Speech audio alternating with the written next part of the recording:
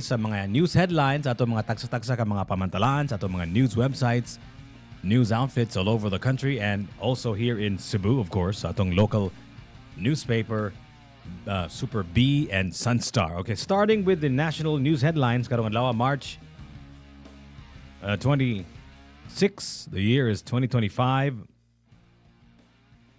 These are the headlines para dili mo mubasa sa tanan ng mga headlines sa tanang mga newspapers. Because I'm sure you don't have enough time to read all of them. Magpili lang siguro ka kung sa imong interest na intrigar ka na you're interested or it's important to you. Starting with the GMA News. News headlines this Wednesday, March 26. According to GMA News, some Filipino couples prefer pets over babies due to economic reasons, according to the CPD. And seniors are rights holders, not charity recipients, according to the Commission on Human Rights. Seniors are rights holders and not charity recipients. Muna ilang mga katungod as senior citizens.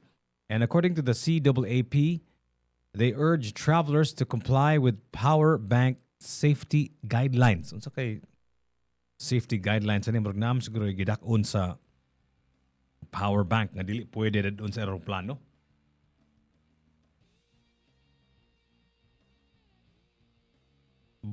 Senator Bato says calls for Marcos to resign are useless. And Senator Bato says PNP pulled out his security in Davao City. And according to the PNP, there's a 2 million peso reward offered for information on the Bulacan ambush. And 2 suspects behind the slay of Apari Vice Mayor nabbed in Nueva Ecija. And 1 dead and 1 missing after tugboat collides with cargo ship off of Sarangani. And the Philippines and Japan ink a 171 billion yen in loan deals for infrastructure and development. Mga na headlines sa GMA News. Sa atong top of the morning news bites, a brief summary of all of the headlines of the different newspapers, news outfits all over the country and also here in Cebu. Let's go to ABS-CBN News. Malacanang declares special holidays in 13 areas in April, and Palace denies NFA Nueva Ecija has yet to begin buying rice from farmers. And Senate bet pushes for 1,200 pesos daily minimum wage, calls out businessmen's bluff. And BIR's 5.76 billion peso case versus cigarette ring moves to tax court. And Palace says fake news versus First Family started after the BBM Sara rift. COMELEC reminds government employees to avoid partisan politics. And pain won't ease. Mother of drug war hopes Duterte arrest starts hunt for the son's killers. And patrolman facing complaints over social media rants placed under custody. And Paulo Duterte gets travel clearance to 16 countries, including Hong Kong. These are the latest headlines sa atong mga national news headlines, news outfits, news dailies. Sa Inquirer.net, BCDA and MIAA sign lease and sale agreement for NAIA Terminal 3 property. And public servants must be apolitical, keep off of the Duterte issue, according to Malacanang. And VP Sara Duterte denies calling for Marcos' resignation. Vice President Duterte can answer impeach raps in Philippines or via consulate, according to representatives. And De Guzman calls for fair use of barangay facilities won't work. Alianza respects Senator Marcos' choice not to attend sorties, according to Tiangco. And PNP will help secure rallies marking Duterte's birthday. And according to the AFP, 254 NPA member supporters have been neutralized since the beginning of this year. And U.S. Secretary Rubio set for Philippine trip to boost Indo-Pacific alliance. You're listening to Top of the Morning News Bites, a brief summary of all of the news headlines atong mga national and local news outfits. Sa Philippine Star, the Philippine peso closed in at 57.60 pesos to a dollar yesterday, March 25. And according to the PEZA, Philippines on radar of relocating firms and UST teachers to walk off work over 220 million pesos in delayed back pay and benefits. And no plans to rejoin ICC even after Duterte's arrest, says Malacanang. And the Navy, they're preparing for conversion of 2 Subic islands into military reservations, and Baguio cop and 3 others arrested in 136 million peso shabu sting.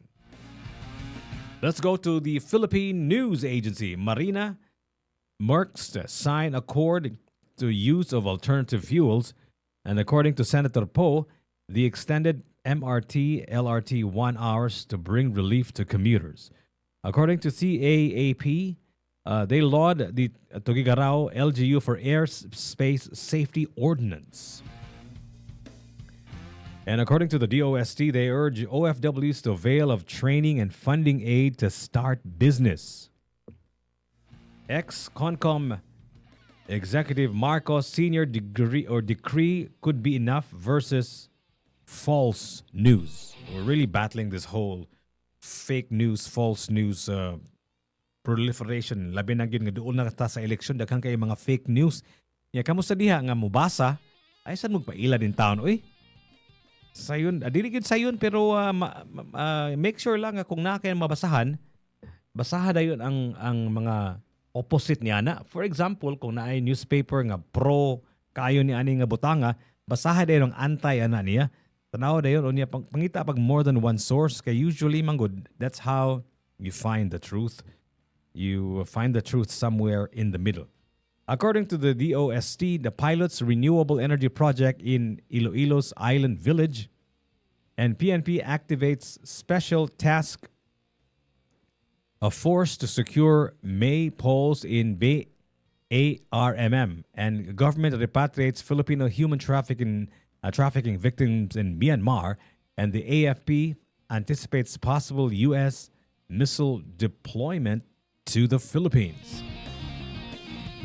These are the latest headlines sa atong mga tagsa-tagsa kapamamantalaan sa atong mga newspapers, news outfits, news websites sa tibok nasud og diri sa syudad sa Sugbo karong adlaw March 26, 2025.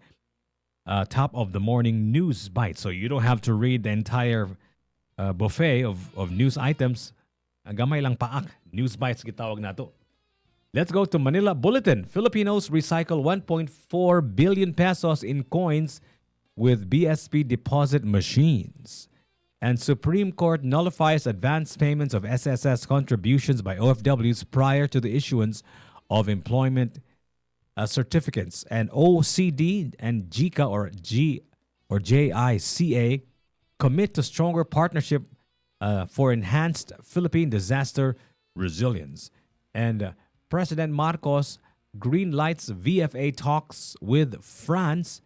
And according to Malacanang, no official order yet removing China's floating barriers in Bajo de Masinloc. And Japan reaffirms commitment to Philippines Build More program. This is Top of the Morning News Bites with your host, Jiggy Juice. Let's go to the Manila Times. The Philippines gets 65 billion pesos for big-ticket projects, and Mega World spending 30 billion pesos to ramp up office portfolio. And fuel retailer Topline launches a 733 billion IPO.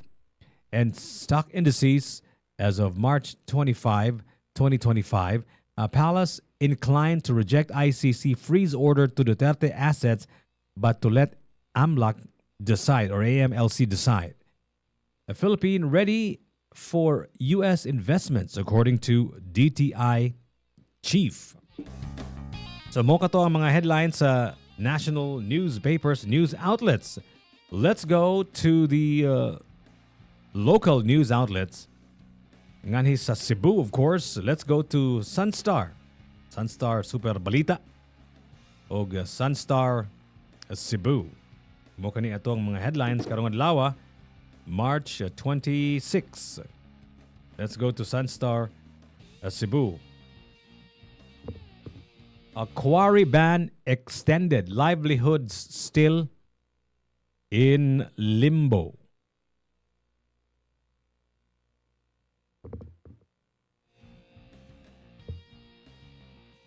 Cebu Governor Gwendolyn Garcia extends the cease and desist orders on the quarry operations of two companies in the cities of Naga, or the city of Naga, and the municipality of San Fernando.